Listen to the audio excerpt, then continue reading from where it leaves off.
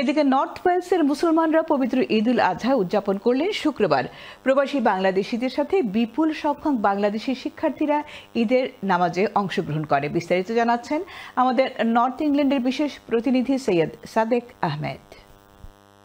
বিপুল উৎসাহ উদ্দীপনা ও ধর্মীয় ভাবগাম্ভীর্যের মধ্য দিয়ে নর্থ ওয়েলসের মুসলমানরাও পবিত্র ঈদ উল আজহা উদযাপন করলেন শুক্রবার। বাংলোর ইসলামিক সেন্টারে সকাল 8টায় একমাত্র ঈদের জামাত অনুষ্ঠিত হয়। বাংলাদেশি, পাকিস্তানি ও মধ্যপ্রাচ্যের বিভিন্ন দেশের প্রবাসীদের সাথে সাথে এখানে বিপুল সংখ্যক বাংলাদেশি শিক্ষার্থীও ঈদের নামাজে অংশগ্রহণ করেন। নামাজ শেষে মুসল্লিরা দেশ, জাতি ও বিশ্ব মুসলিম উম্মার শান্তি ও সমৃদ্ধি কামনা করে মুনাজাত করেন।